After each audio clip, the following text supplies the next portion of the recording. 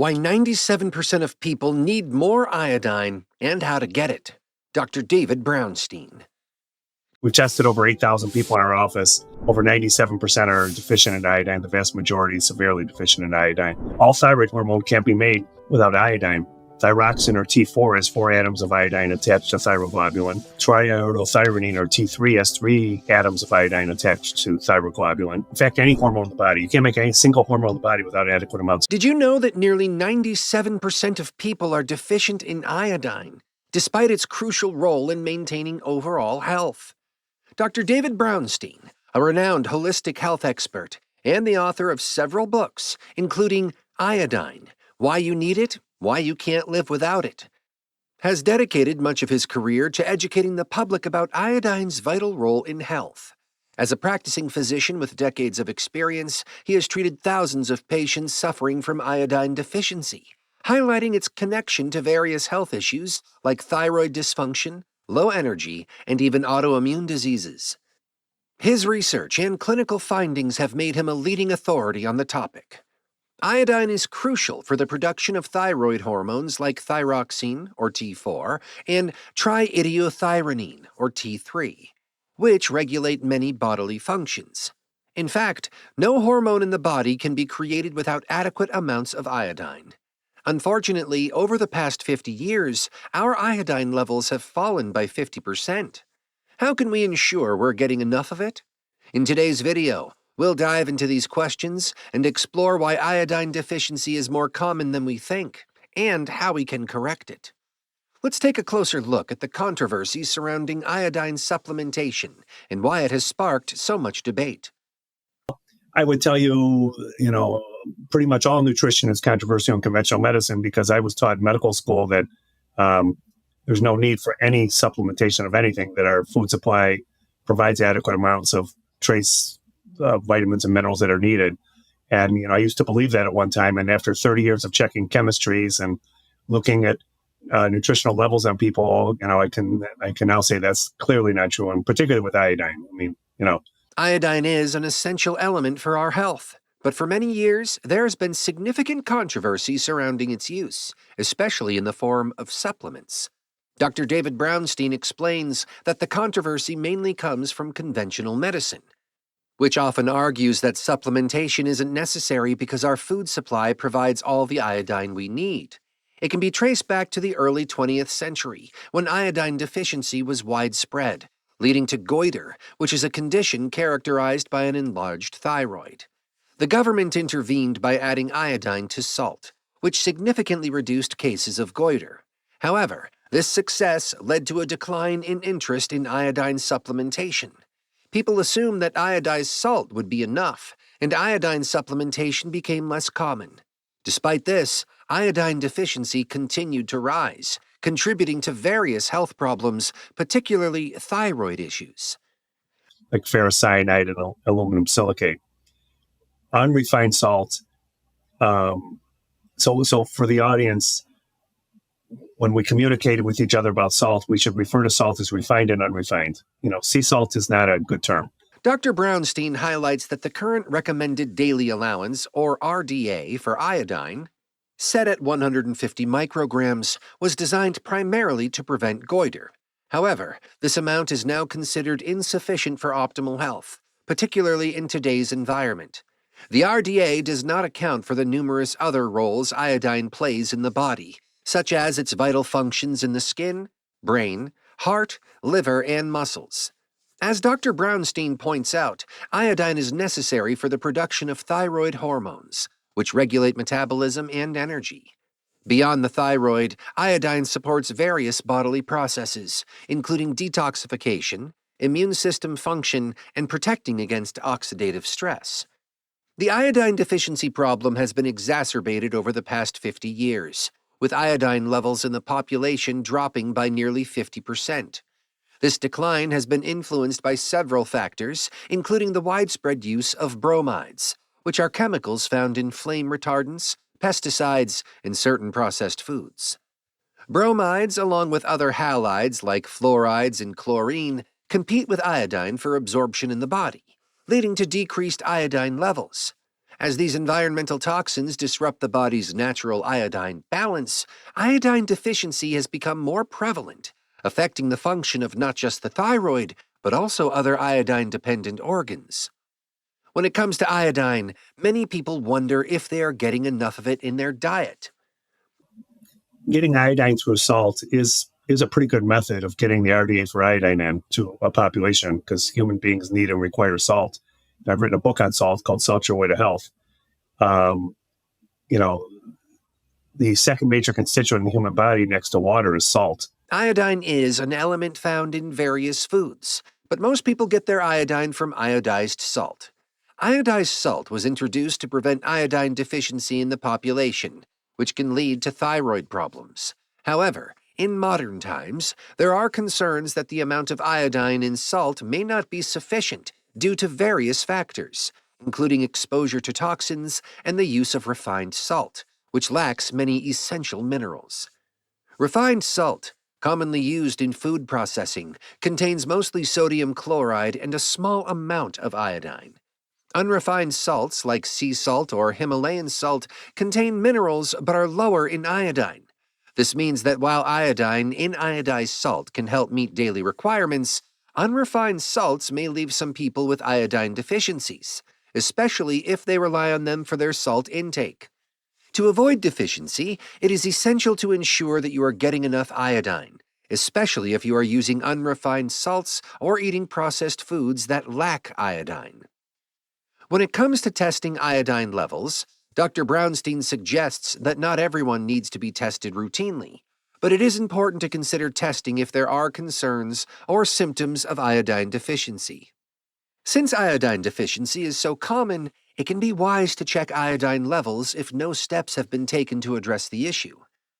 Um, I think that a spot urinary iodine test costs a few bucks, and it's a very inexpensive way to sort of screen someone for their iodine levels if they're not taking iodine.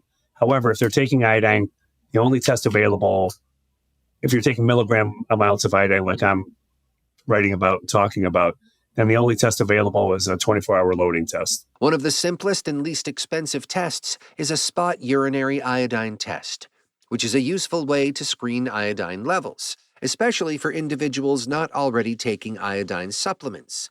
However, if a person is supplementing with iodine, a more comprehensive test called a 24-hour loading test is recommended.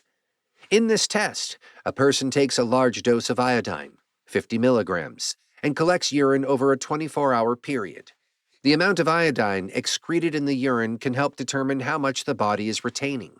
If 95% of the iodine is excreted, it indicates that the body is utilizing the remaining iodine, showing sufficient iodine levels. If a large amount is excreted and little is retained, it suggests a deficiency. Dr. Brownstein emphasizes that, although not everyone needs advanced testing, consulting with a holistic doctor who understands iodine can be beneficial for anyone experiencing symptoms related to iodine deficiency. So when I started using a combination of iodine and iodide, such as found in Lugol solution was made in 1820s by Dr. Lugol, and it's a combination of iodine and iodide in a potassium liquid substance. And that was what was used in medicine until iodized salt came into play. Iodine exists in two forms: iodine, which is an oxidized form, and iodide, which is a reduced one. The thyroid uses iodide, while other tissues, including the breasts, pancreas, and ovaries, utilize iodine. For optimal health, it's important to have both forms of iodine in the body, as they complement each other. Lugol's solution, which was developed in the 1820s, contains both iodine and iodide, making it a highly effective option for addressing iodine deficiencies and supporting bodily functions. Lugol's solution provides a balanced approach to iodine supplementation, ensuring that both forms are available to different tissues that need them.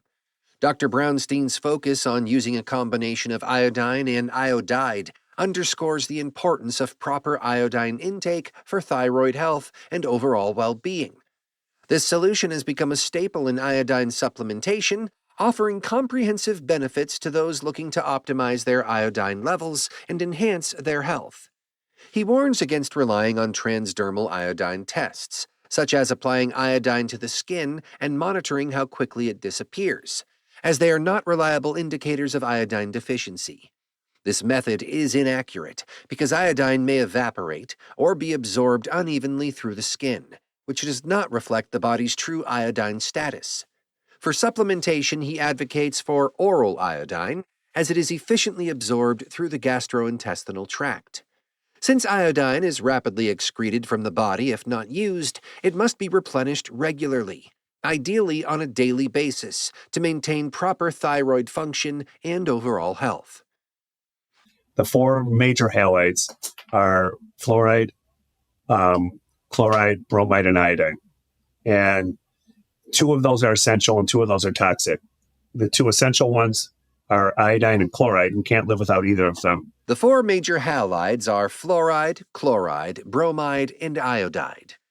These elements are part of Group 17 on the periodic table, known as the halogens, and share similar chemical properties.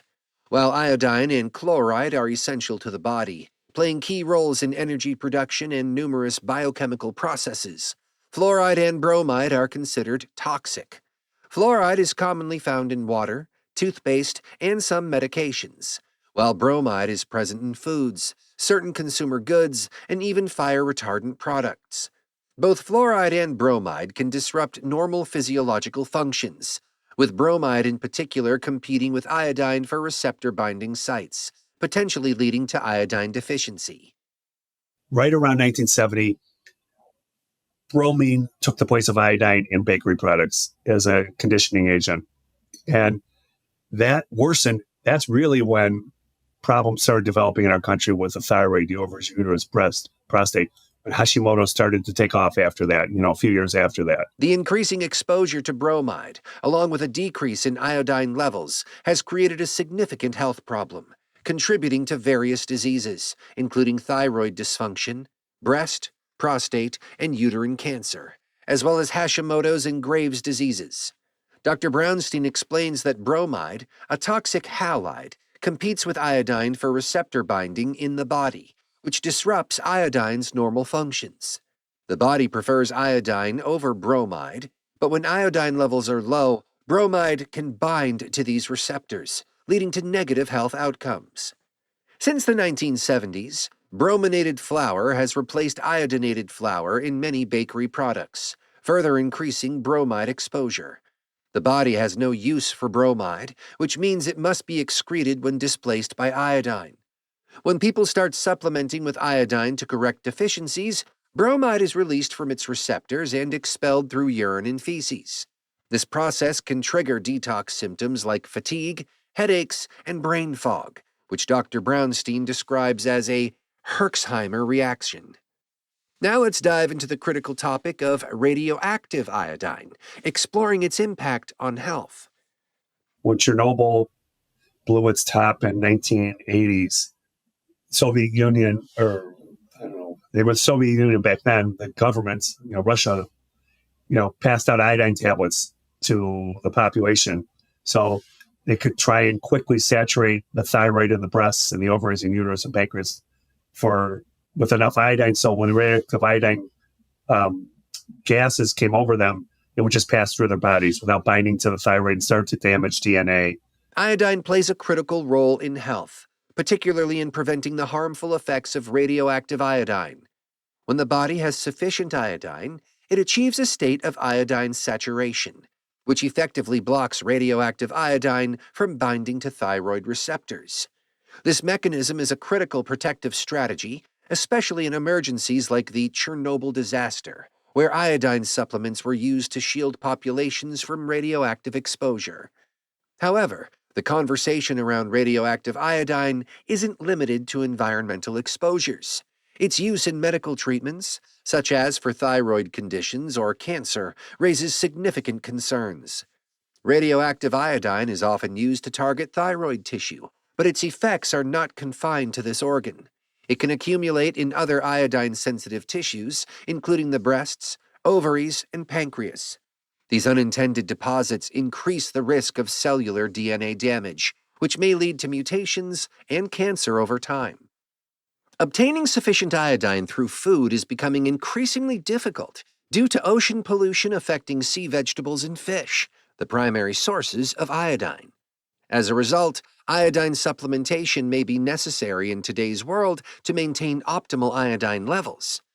To maximize the benefits of iodine and support overall health, it's crucial to consider the role of complementary nutrients and lifestyle choices.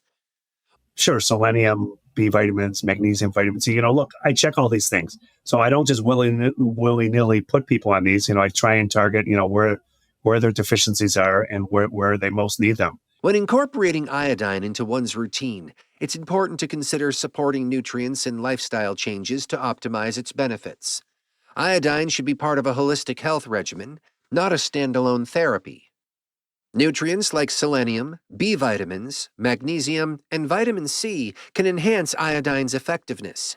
These nutrients work together to support the body's biochemistry and maintain homeostasis, ensuring the body functions at its best. A holistic approach is key to addressing iodine deficiency, and working with healthcare professionals who are knowledgeable about iodine and nutrition can help tailor the right plan. It's essential to assess individual deficiencies before adding supplements to ensure the body gets what it needs.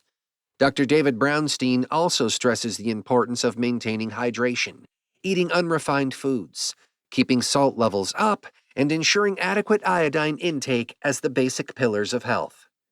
As we wrap up, it's clear that taking a well-rounded approach to health is essential for maintaining optimal well-being. Iodine plays a crucial role in supporting various bodily functions, and when integrated thoughtfully with other nutrients and lifestyle habits, it can make a significant difference. Remember, it's important to stay informed and consult with a knowledgeable health team to address your individual needs. Thank you for joining me today. If you found this information helpful, don't forget to like, share, and subscribe for more valuable insights on health and wellness. Take care and stay healthy.